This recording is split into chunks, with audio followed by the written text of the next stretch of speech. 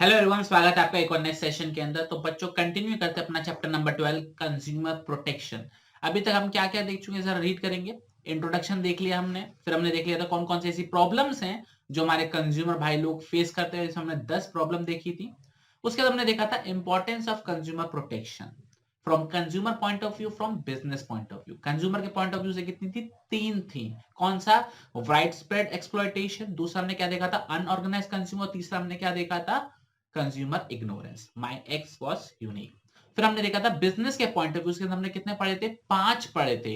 लो, मोगो, long term, moral responsibility, government intervention, social responsibility of business use societies resources. क्या ये चीज clear हो गई? ओके। फिर आफ्टर हम पढ़ा था हमने कंज्यूमर कौन है as per consumer protection act 2019, जिसके हमने 2 पॉइंट्स पढ़े थे। गुड्स से रिलेटेड था और एक सर्विस से रिलेटेड था। दोनों पॉइंट ही सेम है, सिर्फ टाइटल अलग है। गुड्स का, एक सर्विस का है। तो क्या था?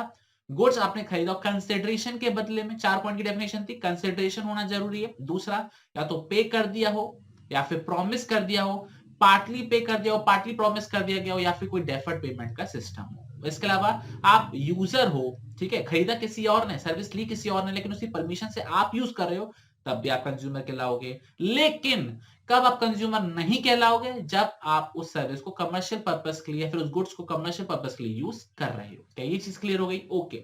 फिर हमने बात करी थी कि कौन कंप्लेंट फाइल कर सकता है। इसके हमने 7 पॉइंट पढ़े थे। पहला, कंज्यूमर खुद, ये चीज क्लियर हो गया। दूसरा, कंज्यूमर एसोसिएशन, ध्यान रखना रजिस्टर्ड कंज्यूमर एसोसिएशन होना चाहिए, अनरजिस्टर्ड कंज्यूमर एसोसिएशन नहीं होना चाहिए। इसके अलावा सेंट्रल गवर्नमेंट या फिर स्टेट गवर्नमेंट, फिर कोई सेंट्रल अथॉरिटी हो, या फिर बहुत सारे लोगों को सेम प्रॉब्लम है तो कुछ एक दो सबको रिप्रेजेंट करते हुए प्रॉब्लम कर सकते हैं, ठीक है, कोर्ट में केस फाइल कर सकते हैं। या फिर आप अगर आपकी अगर अनफॉर्चुनेटली डेथ हो जाए तो आपके लीगल रिप्रेजेंटेटिव, अगर आप 18 साल से छोटे हो तो आपके पेरेंट्स या फिर आपके लीगल गार्जियन। तो ये बच्चों हमने पढ़ा था अभी तक के 4 सेशन के अंदर, ठीक है। 3 थे, हाँ सॉरी, चौथा तो आज है। अब हम पढ़ने वाले हैं एक्चुअल में। एक सेकंड, कहां चलेगा? ये तो सिलेबस है। एक सेकंड। अब बच्चों बात करने वाले हैं हम किसके अंदर? हम बात करने वाले हैं कंज्यूमर राइट्स के बारे में। ध्यान रखना, ये बहुत ही इंपॉर्टेंट टॉपिक है। इसमें से स्ट्रेट फॉरवर्ड क्वेश्चन आ सकता है, इसमें से केस स्टडी भी पूछी जा सकती है। वैसे चैप्टर ही इंपॉर्टेंट है, 5 नंबर चैप्टर और बहुत ही सिंपल चैप्टर है। तो बच्चों हमारे पास 6 राइट है जो हमको कानून के अंदर दे रखे हैं। एक एक करके हम सबको पढ़ेंगे। तो बच्चों सबसे पहला जो राइट है वो है आपका राइट टू सेफ्टी। तो क्या बोलता है राइट, जरा पहले एक्सप्लेन करते हैं। तो ये राइट ये बोलता है कि ऐसे गुड्स या ऐसे सर्विसेज के अगेंस्ट में आपका राइट टू सेफ्टी है। कहने का मतलब ये कि उन गुड्स को यूज करने से या फिर उन सर्विस को लेने से आपकी हेल्थ पर कोई भी आंच नहीं आनी चाहिए, आप बीमार नहीं पड़ने चाहिए, आपको चोट नहीं लगनी चाहिए। तो ये होता है आपका राइट टू सेफ्टी। एग्जाम्पल के तौर पे, अगर आप खाना खा रहे हो तो वो एक्सपायर्ड नहीं होना चाहिए, उसके अंदर कुछ गलत नहीं मिला होना चाहिए। आप कोई इलेक्ट्रॉनिक अप्लायंस यूज कर रहे हो तो वो स्टैंडर्डाइज होने चाहिए। ये चीज का आपको ध्यान रखना है। आप तो ध्यान रखोगे, लेकिन कंपनी को भी ध्यान रखना है कि वो ऐसे गुड्स ही बनाए जो सेफ्टी स्टैंडर्ड्स को मैच करते हो और आपकी हेल्थ पर हल्की सी भी आंच ना आए, ना आप बीमार पड़ो, ना आपको कोई फिजिकली प्रॉब्लम हो। क्या ये चीज क्लियर हो गई? बहुत बढ़िया। तो बच्चों एक बार रीड करते क्या दे रखा है। The consumer has a right to be protected against goods and services which are hazardous to life, health and property. तो किसी भी तरीके से आपकी लाइफ को, आपकी हेल्थ को या आपकी प्रॉपर्टी को अगर नुकसान होता है तो भरपाई कौन करेगा? मैन्युफैक्चर करेगा या फिर सेलर करेगा। तो आपके पास राइट है कि आपको प्रोटेक्शन मिले उस गुड्स से या उस सर्विसेज है जिससे आपको नुकसान पहुंच सकता हो। ये चीज क्लियर हो गया? ओके। आगे for example, electrical appliances manufactured with substandard product or do not conform to the safety norms might cause injury. Thus consumer are educated that they should use electronic appliances which are ISI marked, as there would be assurance of such product meeting the quality specification. तो क्या दे रखा है कि क्योंकि ऐसे बहुत सारे मैन्युफैक्चरर्स होते हैं जो सब स्टैंडर्ड गुड्स बना देते हैं, तभी तो आपसे बोला जाता है कि आप कोई भी गुड्स खरीदो तो उसका मार्क देख के जरूर खरीदो। जैसे कोई ज्वेलरी हो तो हॉलमार्क देखो, कोई इलेक्ट्रॉनिक प्रोडक्ट तो आईएसआई मार्क देखो, जैसे आपको कंफर्म हो जाएगा कि जो प्रोडक्ट है ये क्वालिटी वाले प्रोडक्ट है। क्या ये चीज आपको बच्चों क्लियर हो गई? बहुत सही। दूसरा जो आपको राइट है वो क्या दे रखा है? Right to be informed. ये राइट ये बोलता है कि आप कोई भी गुड्स खरीदने वाले हो या कोई भी आप सर्विस लेने वाले हो तो उससे पहले आपको उस गुड्स से रिलेटेड या फिर उस सर्विस से रिलेटेड सारी इंफॉर्मेशन दी जाए। फॉर एग्जांपल आप कोई प्रोडक्ट खरीद रहे हो तो प्रोडक्ट के क्या इंग्रेडिएंट्स हैं, उसको कैसे यूज करना चाहिए, उसकी मैन्युफैक्चरिंग डेट, उसकी एक्सपायरी डेट, ठीक है, उससे कोई नुकसान तो नहीं हो रहा, ये सारी चीजें। और सर्विसेज के केस में आपको बताना चाहिए कि सर्विस कब से दी जाएगी, कब तक दी जाएगी, किस केस में सर्विस को बंद किया जा सकता है, किस सर्विस को एक्सटेंड किया जा सकता है। मतलब आपको हर एक डिटेल बतानी चाहिए उस गुड के बारे में या फिर उस सर्विस के बारे में, तो ये आपका राइट है। तो आपने देखा होगा आप कोई भी प्रोडक्ट खरीदते हो तो उसके पीछे बहुत सारी स्पेसिफिकेशन दे रखी होती है, तो वो सिर्फ इसी राइट की वजह से आपको सारी स्पेसिफिकेशन दी जाती है। क्या ये चीज क्लियर होगी आपको? बहुत सही। तो एक बार रीड करते हैं। The consumer has a right to have complete information about the product he intends to buy. ध्यान रखना, खरीदने के बाद नहीं मिलेगी इंफॉर्मेशन, खरीदने से पहले आपको इंफॉर्मेशन दी जानी चाहिए, क्योंकि उस बेस पर आप डिसीजन ले पाओगे कि आपको वो चीज खरीदनी है कि नहीं खरीदनी है। ठीक है, intends to buy including its ingredients, date of manufacture, price, quantity, direction for use etcetera. सारी चीजें इसके ऊपर दी जानी चाहिए, उस पर आप डिसीजन बना पाओगे कि आपको ये चीज खरीदनी है कि नहीं खरीदनी है। It is because of this reason that the legal framework in India requires the manufacturer to provide such information on the package and लेवल ऑफ द प्रोडक्ट। तो जो भी आप कोई प्रोडक्ट खरीदते हो, कोई चिप्स का पैकेट खरीदते हो, किसी चीज का पैकेट खरीदते हो, तो उसके पीछे आपको दे रखा होता है। सर्विस का पैम्पलेट होता है तो उसके ऊपर सारी स्पेसिफिकेशन दे रखी होती है, सिर्फ इस राइट की वजह से। क्लियर हो गया आपको? बहुत सही। तीसरा जो राइट है वो है राइट टू बी एश्योर्ड। क्या है बच्चों? Right to be assured. इसको कुछ बच्चे राइट टू चूज भी बोल देते हैं, ध्यान रखना। लेकिन आपको वो एक्चुअल में जो करेक्ट वर्ड है वो क्या है? Right to be assured. कुछ टीचर्स को चूज भी बोल सकते हैं, लेकिन आपको यह क्या रखना है? Right to be assured. इसका मतलब क्या है कि जब भी आप किसी शॉप पर जाते हो सामान खरीदने के लिए, तो अगर सेलर के पास वैरायटी है, ठीक है ना, तो वो आपको वैरायटी दिखाएगा और आप उसमें से चूज करोगे अपनी मर्जी से कि आपको कौन सा प्रोडक्ट खरीदना है। कोई भी जबरदस्ती आपको कोई पर्टिकुलर प्रोडक्ट नहीं बेच सकता आपकी परमिशन के अलावा। ध्यान रखना, ये आप डिसाइड करोगे कि आपको वैरायटी में से कौन सा प्रोडक्ट खरीदना है। आप अपनी जेब के अकॉर्डिंग देख सकते हो, अपने फीचर्स के अकॉर्डिंग देख सकते हो, आपको कौन सा फीचर चाहिए, आपका प्राइस बजट, जो भी आपको ब्रांड चाहिए हो, तो वो आपको वैरायटी दिखाएगा और आप उसमें से चूज करोगे कि आपको कौन सा प्रोडक्ट खरीदना है। ध्यान रखना, वो आपको जबरदस्ती नहीं बेच सकता। और वो जबरदस्ती बेचने की कोशिश करता है तो आप लीगली कंप्लेंट फाइल कर सकते हो। क्या ये चीज आपको क्लियर हो गई? बहुत सही। एक बार रीड करते हैं क्या दे रखा है। The consumer has a freedom to access variety of product at competitive prices. आपके फ्रीडम है कि आप वेराइटी को देख सकते हो, अलग अलग प्राइसेस के जो प्रोडक्ट हैं, और उसमें से चूज कर सकते हो। मतलब क्या है? This implied that the marketer should offer a wide variety of products. ध्यान रखना, जो बेचने वाले हैं उनके पास जिम्मेदारी बन जाती है कि वो आपको वाइड वैरायटी ऑफर करें, जैसा किस बेसिस पे? अलग अलग क्वालिटी के बेसिस पर, अलग अलग ब्रांड के बेसिस पर, अलग अलग प्राइसेस के बेसिस पर या साइजेस के बेसिस पर। और आपको अलाउ किया जाएगा, आपका राइट है ये, कि आप उसमें से अपनी पसंद की चॉइस बनाओगे, उस प्रोडक्ट को या सर्विस को लोगे। क्या ये चीज क्लियर हो गया आपको? बहुत बढ़िया। तो बच्चों, अभी तक हमने 3 राइट पढ़े। पहले हमने पढ़ा राइट टू सेफ्टी, आपको आपकी हेल्थ, आपकी प्रॉपर्टी, आपकी लाइफ के अगेंस्ट प्रोटेक्शन मिलनी चाहिए अगर आप कोई गुड सर्विसेज यूज करते हो तो। इसलिए बोला जाता है आप आईएसआई या फिर हॉलमार्क वाले प्रोडक्ट्स को यूज करो। दूसरा है right to be informed. Product खरीदने से पहले या सर्विस लेने से पहले आपको उस प्रोडक्ट या सर्विस रिलेटेड इंफॉर्मेशन सारी दी जानी चाहिए, जिस पे से आप अपना डिसीजन बना सकते हो। तीसरा है राइट टू बी एश्योर्ड, मतलब आपको वैरायटी ऑफर करी जाएगी और उसमें से आप चूज करोगे। क्या ये चीज क्लियर हो गई? बहुत सही। अब बच्चों बात करेंगे हम किसके बारे में? अब हम बात करने वाले अपने चौथे राइट के बारे में, वो है राइट टू बी हियर्ड। ये राइट क्या बोलता है, जरा समझने की कोशिश करते हैं।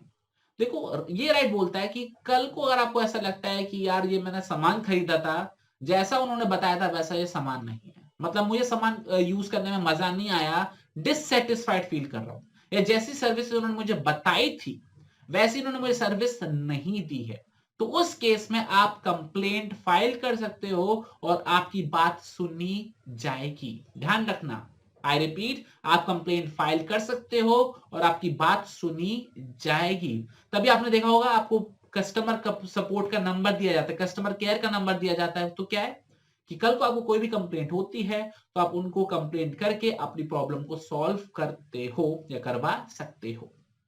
क्लियर? तो एक बार रीड करते हैं। The consumer has a right to file a complaint file कर सकते हो। दूसरा, to be heard in case of dissatisfaction with the good और सर्विस, मतलब आपने कोई गुड्स लिए थे या सर्विस ले लिया, आपको यूज करने में मजा नहीं आया, जैसा उन्होंने बताया था वैसा था नहीं, तो ऐसे केस में कंप्लेंट फाइल कर सकते हो और आपकी बात को सुना जाएगा। It is because of the reason that many enlightened business firms have set up their own consumer service and grievances। तो आपने देखा होगा जो बड़े बड़े ऑर्गेनाइजेशन होते हैं उनके अपने कस्टमर सपोर्ट होते हैं, ठीक है ना, कस्टमर केयर वाला कॉल हम करते हैं ना कि भैया पैसे कट गए, पैसे वापस करो, तो वो कर भी देते हैं, कुछ करते हैं कुछ नहीं करते हैं। तो मतलब उन्होंने अपने कंज्यूमर सेल्स बनाए हुए होते हैं जहां पर अपनी प्रॉब्लम्स को बताते हैं, वो सॉल्व करने की कोशिश करते हैं। ये चीज क्लियर हो गया। तो वही चीज इसके अंदर लिखा हुआ है। और सिमिलरली बहुत सारे कंज्यूमर ऑर्गेनाइजेशन हैं जो कि इसी डायरेक्शन में काम कर रहे हैं जिससे लोगों को उनकी प्रॉब्लम्स को सॉल्व करने में मदद मिले। क्लियर? ओके, तो हमने 4 राइट पढ़ लिए। पहला सेफ्टी, दूसरा इन्फॉर्म, तीसरा एश्योर, चौथा हियर। अब सिर्फ कंप्लेंट सुनी जाए ये तो काफी नहीं है ना, कि हाँ भाई तेरे को दिक्कत है, हाँ चल तू सुना जा, तू कंप्लेंट फाइल कर जा। भैया सॉल्यूशन भी तो मिलना चाहिए, रिलीफ भी तो मिलना चाहिए। कल को कोई डिफेक्टिव प्रोडक्ट दे दिया तो भैया डिफेक्ट को हटाना चाहिए, प्रोडक्ट को रिप्लेस करके भी तो देना है। तो सिर्फ सुनना ही काफी नहीं है, आपको उस कंप्लेंट का सॉल्यूशन या रिलीफ मिलना भी तो जरूरी है। तो फिफ्थ राइट आ जाता है राइट टू सीक रिड्रेसल। कहने का मतलब है कि कल आपको कोई दिक्कत हुई, कोई परेशानी हुई, तो उस प्रॉब्लम को जब आपने कंप्लेंट फाइल करी तो उसका रिलीफ भी तो मिलना चाहिए। तो वही आपका पांचवा राइट होता है राइट टू सीक रिड्रेसल। क्या दे रखा है? The consumer has a right to get relief against unfair trade practices, restricted trade practices, unscrupulous exploitation और service fall short of expectations। तो मतलब वही बात उन्होंने बोली है कि कल को अगर कोई प्रोडक्ट है, वो मिलावटी प्रोडक्ट मिलता है, अंडरवेयर प्रोडक्ट मिलता है, ठीक है ना, बेकार मिलता है, डिफेक्टिव मिलता है, या फिर जो सर्विस आपको बताई गई थी वैसी आपको सर्विस नहीं मिलती है, तो उस केस में आपको रिलीफ मिलना आपका हक है। ये चीज क्लियर हो गया। तो ऐसे केस के अंदर जो कंज्यूमर कोर्ट ने, सॉरी, कंज्यूमर प्रोटेक्शन एक्ट कानून के अंदर हमारे कंज्यूमर कोर्ट बनाए गए हैं, ठीक है ना। शहर लेवल पर अलग होता है, स्टेट लेवल पर अलग होता है, कंट्री लेवल पर अलग होता है, ठीक है ना। जैसे हमारे जो कोर्ट होते हैं ना, डिस्ट्रिक्ट जज, district court, high court, supreme court, वैसे ही कंज्यूमर कोर्ट भी डिस्ट्रिक्ट कोर्ट होता है उसका, स्टेट कोर्ट होता है उसका, भी सुप्रीम कोर्ट होता है, ठीक है ना। पढ़ेंगे पढ़ेंगे आने वाले सेशंस में, वो भी डिटेल में पढ़ने वाले, वो भी हमारे कोर्स के अंदर है, ठीक है ना। तो कंज्यूमर फोरम बनाए गए हैं, ठीक है, किस में बनाए गए हैं? कंज्यूमर प्रोटेक्शन एक्ट के अंदर बनाए गए हैं, जो आपको आपकी प्रॉब्लम को सॉल्व करेंगे। जैसे क्या, कोई प्रोडक्ट खराब है तो या तो उसको सही करके दिया जाएगा, या रिप्लेस करके दिया जाएगा, या फिर आपको रिफंड कर दिया जाएगा, ठीक है। चोट लग गई है आपको तो आपको कॉम्पनसेशन दिया जाएगा, आपका इलाज भी करवाया जाएगा। ये चीज क्लियर हो गया। तो इस तरीके के आपको रिलीफ मिल सकते हैं। क्लियर? ओके। और लास्ट जो राइट आपका आता है वो क्या दे रखा है? राइट टू कंज्यूमर एजुकेशन या फिर राइट टू कंज्यूमर अवेयरनेस। इसका मतलब ये है कि बाकी सारे राइट तो ठीक है, सेफ्टी ठीक है, इंफॉर्मेशन ठीक है, एश्योरेंस ठीक है, हियर्ड सही है, सीक रिड्रेसल सही है, लेकिन टाइम टू टाइम आपको आपके राइट्स के लिए, रिलीज के लिए अवेयर कराना भी आपका एक अधिकार है। मतलब ये कि कल को मान के चलो आप अपनी लाइफ में बिजी हो, ठीक है ना, आपको पता ही नहीं दीन दुनिया में क्या चल रहा है, तो गवर्नमेंट ने अपने आप को एक जिम्मेदारी दी है कि वो आपको अवेयर कराए, आपको बताएं कि हाँ भाई आपको किस किस के, आपको क्या क्या राइट दे रखे हैं, आपको कैसे कैसे रिलीफ मिल सकता है। बस आपको सुनना है, समझना है। आपने देखा होगा टीवी पे काफी बार ऐड आती थी, जागो ग्राहक जागो, तो वो क्या है? अवेयरनेस है, आपको बताया जाता है कि आपके क्या राइट्स है। ये चीज क्लियर हो गया। आप कभी भी जाते हो रेलवे पे तो बड़ी बड़ी वार्निंग लिखी होती है कि किसी भी अनजान व्यक्ति के संग खाना ना खाएं, अपने सामान की स्वयं रक्षा करें। तो ये क्या, ये अवेयरनेस, आपको एजुकेट किया जा रहा है कि वाइल ट्रेवलिंग फ्रॉम रेलवे या वाइल ट्रेवलिंग फ्रॉम बस, या आपको कौन कौन सी बातों का ध्यान रखना है। ये आपको चीज क्लियर हो गई बच्चों? बहुत सही। तो वही बात इन्होंने यहाँ पे लिखी हुई है, the consumer has a right to acquire knowledge and to be well informed consumer throughout the life. आपका राइट है कि आपको नॉलेज मिले, ठीक है, आप वेल इन्फॉर्म्ड हो about your rights, your reliefs, ठीक है। ये चीज क्लियर हो गया। He should be aware about his rights and reliefs available to him in case of a product or service falling short of his expectations, ठीक है। तो कोई भी प्रोडक्ट खराब निकलता है, कोई सर्विस खराब निकलती है, तो आपको पता होना चाहिए ऐसे केस में आपके क्या अधिकार है, या आपको कैसे आपकी मदद करी जा सकती है। तो ऐसे केस के अंदर गवर्नमेंट हो गए, बहुत सारे कंज्यूमर ऑर्गेनाइजेशन हो गए, बहुत सारे बिजनेसेस हो गए जो कंज्यूमर को एजुकेट करने का काम भी कर रहे हैं। क्लियर?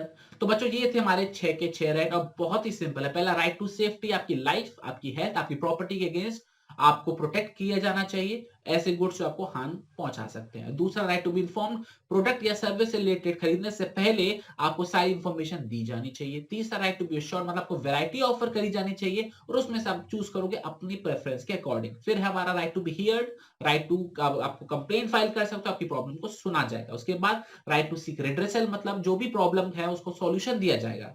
मतलब फॉर एग्जांपल अगर आपको प्रोडक्ट खराब है तो या तो उसको ठीक किया जाएगा, रिप्लेस करके दिया जाएगा या फिर आपको रिफंड किया जाएगा, ठीक है ना। इसके अलावा और क्या हो सकता है, आपको कोई चोट लग गई है तो आपको पूरे पैसे वापस कर दिए जाएंगे, प्लस आपको इलाज भी कराया जाएगा, आपको कॉम्पनसेशन भी दिया जाएगा, ठीक है। लास्ट क्या था हमारा राइट टू कंज्यूमर एजुकेशन या फिर कंज्यूमर अवेयरनेस, मतलब आपका राइट है कि आपको थ्रू आउट योर लाइफ आपको एजुकेट किया जाए, आपको अवेयरनेस दी जाए। तो ऐसे केस में बहुत सारे गवर्नमेंट ऑर्गेनाइजेशन, बहुत सारे कंज्यूमर ऑर्गेनाइजेशन, बहुत सारे बिजनेसेस ऐसा काम कर रहे हैं कि वो आपको अवेयर कराए अबाउट योर राइट्स। क्या ये चीज क्लियर हो गया? बहुत सही। तो बच्चों ये तो हमने राइट पढ़ लिए, ध्यान रखना यहाँ पर हमने राइट के संग एक वर्ड दे रखा है रिलीफ। रिलीफ तो आपको दिया जाएगा, ध्यान रखना, सिर्फ आपको अधिकार नहीं मिलेगा, आपकी कुछ जिम्मेदारी भी है। आप ऐसा नहीं कर सकते कि आग बंद करके कुछ भी खरीद लाए और कल का आपको संग धोखा हो गया तो भैया कंज्यूमर कोर्ट चले गए कि भैया देखो ऐसा है, उन्होंने हमारे साथ धोखाधड़ी करी है। आपको आंख बंद करके सामान नहीं खरीदना, आपको आंख खोल के सामान खरीदना है, ठीक है ना। तो ध्यान रखना आपकी कुछ जिम्मेदारी भी है। हर चीज आप गवर्नमेंट पर या हर चीज आप सेलर पर नहीं डाल सकते, आपकी खुद की भी कुछ जिम्मेदारी होनी चाहिए रिगार्डिंग जब आप कोई भी चीज परचेज करते हो। तो क्या क्या आपकी जिम्मेदारी है वो हम पढ़ने वाले हैं, ध्यान रखना। तो कंज्यूमर की कुछ रिस्पॉन्सिबिलिटीज होती हैं जो उसे ध्यान में रखनी है। तो ध्यान रखना बहुत ही इजी टॉपिक है और ये आपका 5 से 6 नंबर में डायरेक्टली पूछा जा सकता है। तो हम पढ़ने वाले हैं कंज्यूमर की रिस्पॉन्सिबिलिटीज। तो पहली रिस्पॉन्सिबिलिटी क्या है, सबसे पहले आपको खुद को पता होना चाहिए कि मार्केट में कौन कौन से तरीके के गुड्स या फिर कौन कौन की तरीके की सर्विसेज अवेलेबल हैं, जिससे आप खुद चॉइस कर पाओ, ठीक है। फॉर एग्जाम्पल मान के चलो राइट टू एश्योर था ना कि ऑफ जो हमारे सेलर है वो आपको वेराइटी ऑफर करे और उसमें से आप चूज करो। फॉर एग्जाम्पल मान के चलो सेलर ने है ना आपको वेराइटी ऑफर नहीं करी और आप उसमें से कोई प्रोडक्ट खरीद के लेकर आ गए और बाद में कंप्लेंट फाइल कर रहे हो कि भैया सेलर ने जो है ना मुझको वैरायटी ऑफर नहीं करी थी, आपको पता ही नहीं था तब। तो ध्यान रखना वो यहाँ पर बोल रहा है कि आपको पता होना चाहिए कि कौन कौन से गुड्स या कौन कौन सी सर्विसेज अवेलेबल है जिसमें से फिर आप अपनी चॉइस कर पाओ। तो ऐसे केस में आप सेलर को बोल सकते हो कि सेलर ये भी तो है, वो भी दिखा, वो भी दिखा, वो भी दिखा। तो आप उससे पूछ सकते हो कि मुझे सारे प्रोडक्ट्स दिखाओ, फिर उसमें से मैं चूज करूंगा। तो you should be aware about the goods and the services that are available in the market so that आप एक अच्छी चॉइस कर पाओ। क्लियर? ओके। सेकंड पॉइंट क्या दे रखा है, आपको सिर्फ स्टैंडर्डाइज्ड गुड्स ही खरीदने चाहिए, जैसे आईएसआई मार्क वाले इलेक्ट्रॉनिक गुड्स आपको खरीदने चाहिए, एफओ वाले फूड प्रोडक्ट खरीदने चाहिए और ज्वेलरी हॉलमार्क वाले। अगर आप सब स्टैंडर्डाइज्ड गुड खरीदते हो तो फिर ये आपकी दिक्कत है कि आपने बेकार प्रोडक्ट खरीदा है, आप अवेयर नहीं थे खरीदते समय। ध्यान रखना प्रोडक्ट खरीदते समय आप उसकी एक्सपायरी डेट भी देखोगे, नीचे पॉइंट आएगा, ध्यान रखना। कल को आप एक्सपायरी प्रोडक्ट खरीद के लेकर आएगा और बाद में कहोगे मेरे को नुकसान हो गया, मुझे भरपाई करो, तो ये आपकी जिम्मेदारी थी कि आपने प्रोडक्ट खरीदते समय वो लेबल ढंग से पढ़ा था कि नहीं पढ़ा था। क्लियर? ओके।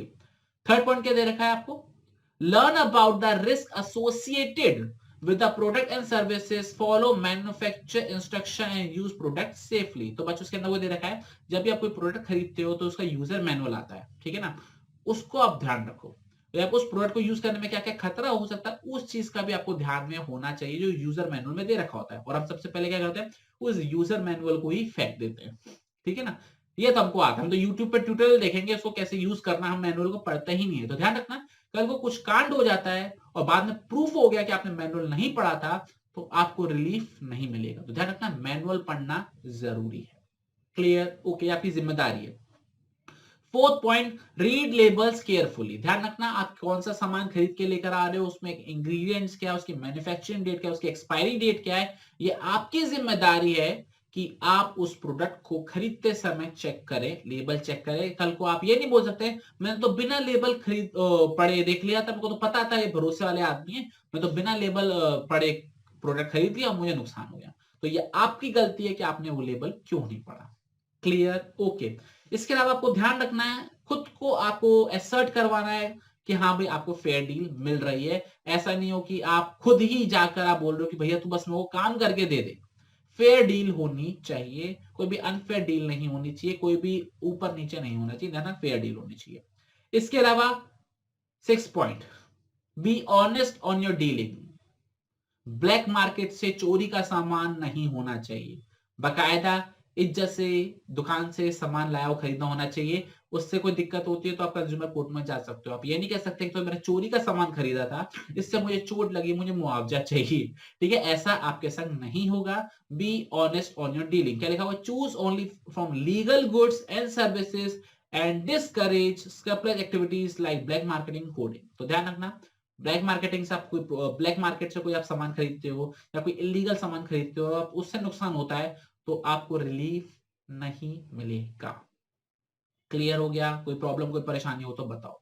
पक्का? ठीक है। तो अभी तक बच्चों हमने 6 पढ़ लिए। पहला हमने सबसे पहले क्या पढ़ा हमने, एक बार देखेंगे। आपको अवेयर होना कौन कौन से गुड्स एंड सर्विसेज मार्केट में अवेलेबल है। दूसरा, सारे स्टैंडर्डाइज्ड गुड्स ही खरीदोगे। तीसरा, आप मैनुअल को पढ़ोगे, इंस्ट्रक्शंस को पढ़ोगे। चौथा, आप लेबल्स को अच्छे से पढ़ोगे। पांचवा, फेयर डील होनी चाहिए। छठा, आप ऑनेस्ट होने चाहिए, आप ब्लैक मार्केट से या चोरी का सामान नहीं खरीद रहे हो। ये चीज क्लियर हो गया? ओके। और भी देख लेते हैं क्या दे रखा है। Ask for a cash memo. ध्यान रखना, आप जब भी कोई सामान खरीदते हो तो आपको बिल लेना जरूरी है, कैश मेमो लेना जरूरी है, जिससे आप इसे प्रूफ यूज कर सकते हो कि देखो मैंने सामान खरीदा था और आपसे ही खरीदा था, तो अब जो मुझे कोई नुकसान हुआ तो उसकी भरपाई भी आप ही करोगे। तो ध्यान रखना, कैश मेमो होना जरूरी है। और इस कैश मेमो पे बहुत ज्यादा केस स्टडी बन चुकी है। ठीक है, कि कैश मेमो लेना भूल गए थे, बिल लेना भूल गए थे, बाद में कंज्यूमर कोर्ट गए तो कंज्यूमर कोर्ट ने रिलीफ देने से मना कर दिया। बताओ क्यों? तो उन्होंने कैश मेमो नहीं लिया। जब कैश मेमो नहीं था तो उनके पास प्रूफ नहीं था कि सामान वहीं से खरीदा गया था, तो ऐसे केस में को रिलीफ नहीं मिलेगा। ये चीज क्लियर हो गया? ओके। 8 पॉइंट क्या दे रखा है? File a complaint in appropriate consumer forum. ये ध्यान रखना। मान के चलो, इसका पॉइंट का मतलब आपको समझाता हूं। इसका मतलब ये है कि आपको मान के चलो आपने कोई प्रोडक्ट खरीदा और उससे आपको डिससेटिस्फाई होगा, तो आप उसके लिए डोमेस्टिक कोर्ट जो है ना, हमारी दीवानी होती है या फिर जो डिस्ट्रिक्ट कोर्ट होती है, वहां नहीं जाओगे, आप कंज्यूमर कोर्ट जाओगे। तो ध्यान रखना, आपकी जिम्मेदारी है। आप कल को मान के चलो पुलिस स्टेशन चले गए तो आपको कोई रिलीफ नहीं मिलने वाला भैया, आपको कंज्यूमर कोर्ट जाना पड़ेगा। ध्यान रखना, कंप्लेंट सही जगह फाइल करोगे तभी आपको रिलीफ मिलेगा। ठीक है ना? इस चीज का ध्यान रखना। एयरटेल का फोन, अगर एयरटेल की सिम खराब हुई है और आप जियो में जाके कंप्लेंट फाइल करके आते हो तो आपको रिलीफ नहीं मिलेगा। तो वही बात इन्होंने यहाँ पे लिखी हुई है कि आप अप्रोप्रिएट कंज्यूमर फोरम में जाके कंप्लेंट फाइल करोगे, टाइमली कंप्लेंट फाइल करोगे तो आपको, बिल्कुल सही, आपको रिलीफ मिलेगा। और ध्यान रखना, ₹2 का अमाउंट ही क्यों ना, छोटे से छोटा अमाउंट ही क्यों ना, अगर आपको प्रॉब्लम हुई है तो आप कंज्यूमर कोर्ट में जा सकते हो। ध्यान रखना, इग्नोरेंस इज नॉट अलाउड। मतलब आपको ये एनकरेज किया जाता है कि छोटे से छोटा अमाउंट ही क्यों ना हो, अगर आपको लड़ना है तो आप जरूर लड़िए। आपको अगर रिलीफ चाहिए तो आपको जरूर रिलीफ मिलेगा कोर्ट में जाने के बाद, अगर प्रूफ हो जाता है कि आप सही हो तो। क्लियर? ओके। 9 पॉइंट क्या दे रखा है? कंज्यूमर सोसाइटीज बनाइए। आई रिपीट, क्या दे रखा है? कंज्यूमर सोसाइटीज बनाइए और अपने साथ साथ बाकियों को भी एजुकेट कीजिए उनके राइट्स के बारे में। क्या ये चीज क्लियर हो गया? ओके। और लास्ट पॉइंट क्या दे रखा है? एनवायरमेंट को रिस्पेक्ट करिए, पॉल्यूशन वगैरह मत कीजिए, प्रोडक्ट को ऐसे ही मत फेंकिए। क्या ये चीज क्लियर हो गई? ओके। तो बच्चों ये था हमारा आज का सेशन, जिसके अंदर हमने पढ़ा कि कंज्यूमर के कौन कौन से राइट्स हैं, जिसके अंदर हमने 6 राइट्स पढ़े। Right to safety, right to be inform, right to be assured, right to be heard, right to seek redressal, और लास्ट हमने क्या पढ़ा था? Right to consumer education. उसके बाद हमने 10 पॉइंट पढ़े कि कंज्यूमर की क्या क्या रिस्पॉन्सिबिलिटीज है। आई होप आपको अच्छे से समझ में आ रहा होगा। तो चलिए बच्चों, आपसे मुलाकात करेंगे अब अगले सेशन के अंदर, जिसके अंदर हम आगे अपने चैप्टर को कंटिन्यू करेंगे। और ये बहुत ही छोटा चैप्टर है, मुश्किल से 2 घंटे का चैप्टर है ये। ध्यान रखना, मैं 20-20 मिनट की वीडियो बना रहा हूं, तो 6 वीडियोस बनेंगी 20-20 मिनट की। तो ऐसे केस के अंदर 2 घंटे के अंदर हमारा पूरा चैप्टर कंप्लीट हो जाएगा। और ध्यान रखना, चैप्टर कंप्लीट होने के बाद हम बनाएंगे 1 शॉर्ट वीडियो, जिस पूरे चैप्टर को हम 1 घंटे के अंदर फटाफट से रिवाइज करवाएंगे और हमारी पूरी फुल प्रूफ तैयारी हो जाएगी। तो चलिए बच्चों, अगली क्लास में मिलते हैं। तब तक अपना बहुत बहुत ख्याल रखना और पढ़ते रहना। जय हिंद, जय भारत, बाय बाय।